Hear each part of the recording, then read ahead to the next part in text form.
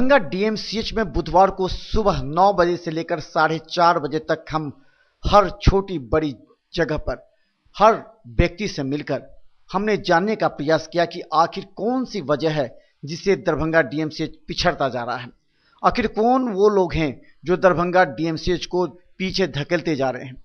आखिर वो कौन से माफिया और दलाल हैं जो दरभंगा डीएमसीएच के मरीजों की भावनाओं को कुठाराघात कर रहा है।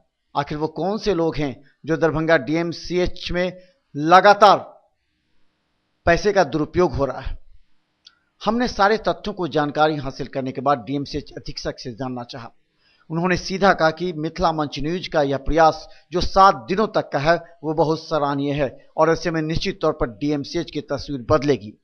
ये वो अधीक्षक कह सकता है जिसे वास्तव में दरभंगा डीएमसीएच में विकास और गरीब मरीजों के इलाज के लिए बेहतर कुछ करने की सोच है।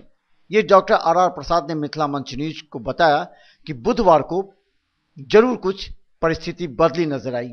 मंगलवार को मिथिला मंच न्यूज के खबर का असर बुधवार को स्पष्ट देखने को मिला। आपको हम दिखाते हैं, ना तो दलाल थे लेकिन डॉक्टर भी टाइम पर थे। जूनियर डॉक्टर पूर्व की भांति काम कर रहे थे। मिथिला मंच न्यूज को अधीक्षक ने सराहा। चलिए, मिथिला मंच न्यूज का तीसरा दिन है और दरभंगा डीएमसीएच में हालात धीरे धीरे सुधर रही है। सवाल यह है कि कोऑर्डिनेशन जब तक विभिन्न विभागों का नहीं होगा तब तक वास्तव में हम डीएमसीएच की सुधार की बात नहीं कर सकते। कई छोटी बात है जिसको बड़े बना दिए जाते हैं और इसको एक दूसरे पर लापरवाह देकर के छोड़ा जाता है। मिथिला मंच न्यूज ने कल की रिपोर्टिंग के बाद हम बता दें, और खासकर अधीक्षक ने भी पहल की है और रात तक हम इसकी मॉनिटरिंग करते रहे। आज 8:30 बजे के बाद सारे सीनियर डॉक्टर आज मौजूद थे जो हमने आपको दिखाई दिए। कैसा असर लगा? आपने भी? मैंने भी निरीक्षण किया। आज सारे सीनियर डॉक्टर्स अपने कार्यस्थल पर उपस्थित थे और सभी लोगों का जो कल और इसके पहले भी जो जिनका ये था समस्या थी ये नहीं रहते हैं, वो सब के सब आज दिख रहे थे और सब वहाँ मौजूद थे और काम चल रहा था। और मैं समझता हूँ कि यही चीज़ 1-2 दिन के लिए नहीं, यही परंपरा जो हुई है, ये अवस्था सुधार हुआ है, ये सुधार आगे तक बना रहेगा, इसका आश्वासन मैं आपको दे सकता हूँ। एक बात और सामने आई है कि बहुत से ऐसे डॉक्टर हैं जो यहाँ पर हैं लेकिन पटना में कई जगह अन्य जगहों पर कार्य कर रहे हैं और लोगों का कहना है कि अगर वो डॉक्टर भी अगर आते हैं तो जैसे मेडिसिन में कल एक डॉक्टर भी आए थे जो पटना से आकर के काम करे, तो कई डॉक्टर हैं जो बाहर रहते हैं, उन लोगों के बारे में क्या है? उनके बारे में मैंने विभागाध्यक्ष से बात की है कि उनका प्रतिदिन आना, समय पर आना सुनिश्चित करे, अन्यथा कार्रवाई, विभागीय कार्रवाई के लिए उनके विरुद्ध लिखा जाएगा।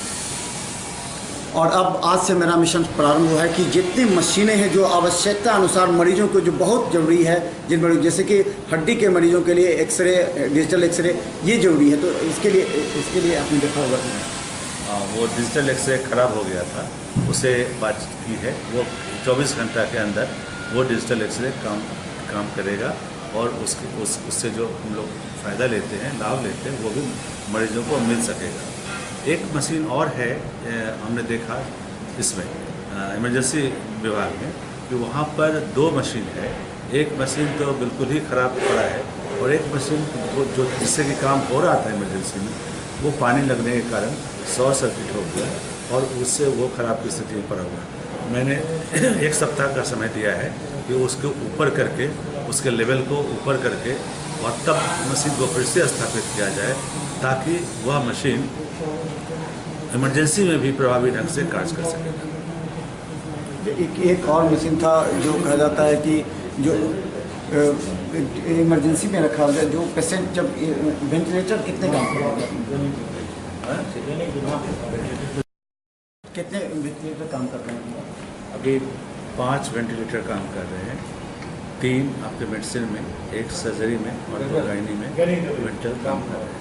और एक जो मशीन TMT मशीन आया है और उसे जल्द से जल्द स्थापित करने की का मैं प्रयास कर रहा हूँ, जिससे उसका भी लाभ मरीजों को मिल सके। और अभी क्या क्या है आपकी नज़र में जो अभी करना है आपको, जिससे आपने बड़ी बारीकी से देखा? अभी सबसे जो समस्या से भी मैं जूझ रहा हूँ वो है यहाँ की शौचालय की व्यवस्था, जिसके लिए मैंने बातचीत की तो पता चला कि उसके लिए प्रत्येक टैंक 1000 जमा करना पड़ता है पैसा नगर निगम में, तो उसकी सफाई होती है।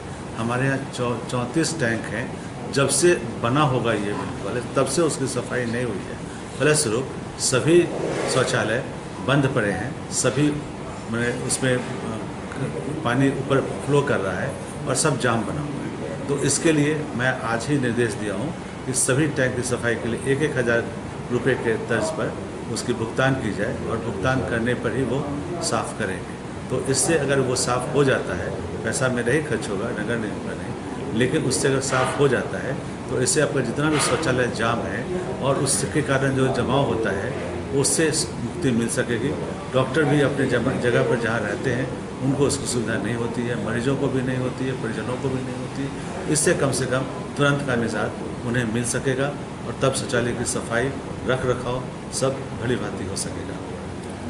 तो धन्यवाद। हमारे साथ डीएमसीएच अधीक्षक डॉक्टर आर प्रसाद तरबंग, उन्होंने कहा है कि जल्द ही दरभंगा डीएमसीएच की सूरत बदलेगी और हम भी लगातार लगे हुए हैं हर छोटी बड़ी पहलू पर। हम चाहते हैं कि हजारों लाखों उन गरीब मरीज जो गांव से आते हैं, कभी ज़मीन बेच के आते हैं तो कभी गहने गिरवी रख के आते हैं, कम से कम उन मरीजों की हालात हो ना हो और यहाँ उनका इलाज सुगम पूर्वक हो सके। धन्यवाद।